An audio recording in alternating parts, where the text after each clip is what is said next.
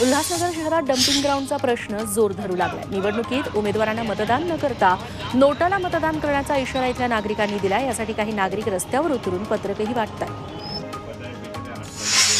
गोंदियात शासकीय रक्तपेढीत रक्ताचा तुटवडा जाणवतोय। फक्त 8 ते 10 दिवस पुरेल इतकाच रक्तसाठा शिल्लक आहे। उन्हाळ्यात नागरिक रक्तदानासाठी पुढे येत नाही, त्यामुळे सध्या रक्तदान शिबिरांचं आयोजनही बंद पडलंय। पंढरपुरात विठ्ठल मंदिर अतिक्रमणाच्या विळख्यात सापडले, त्यामुळे सुट्ट्यांच्या काळात भाविकांना चालणं सुद्धा अवघड झालं।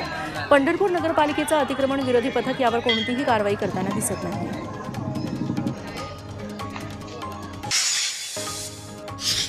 मावळमध्ये पालखी सोहळ्यासाठी जोरदार तयारी सुरू आहे। सर्व यंत्रणांनी आतापासूनच नियोजन करण्याच्या जिल्हाधिकाऱ्यांनी प्रशासनाला सूचना दिल्या आहेत। यासाठी सोहळ्याच्या पूर्वतयारीची आढावा बैठक घेण्यात आली।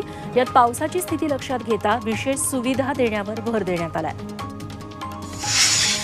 अमृत नोनी गॅस्ट्रिन, अपचन, ऍसिडिटी, गॅस्ट्रबल ह्यापैकी तुम्हाला कुठलाही गॅस्ट्रिक प्रॉब्लेम झाला, उपाय एकच, अमृत नोनी गॅस्ट्रिन। सिंधुदुर्गात कणकवली जाणवलीत एका अज्ञात वाहनाच्या धडकेत एका ग्रामस्थाचा मृत्यू झाला होता। त्यानंतर जाणवली ग्रामस्थ आक्रमक झाले आणि त्यांनी मुंबई गोवा महामार्ग रोखून धरला। यावेळी ठेकेदारावर गुन्हा दाखल करण्याची मागणी ग्रामस्थांनी केली।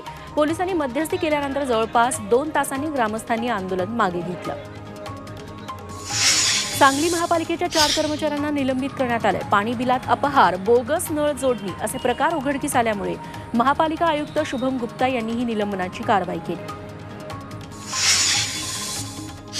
अहमदनगरच्या नेवासा तालुक्यात एका तरुणाचा निर्घृण खून झालाय। या तरुणाच्या शरीराचे तुकडे करून पाण्यात फेकून दिल्याची धक्कादायक घटना घडली। या घटनेमुळे परिसरात एकच खळबळ उडाली। या प्रकरणी पोलिसांकडून आरोपीचा शोध सुरू आहे। वर्धेच्या सेलूकाटे गावात ज्वलनशील पदार्थाची घरातून विक्री करणाऱ्या दोघांना पोलिसांनी अटक केली। त्यांच्याकडून 540 लिटर डिझेलसह 54,340 रुपयांचा मुद्देमाल जप्त करण्यात आला।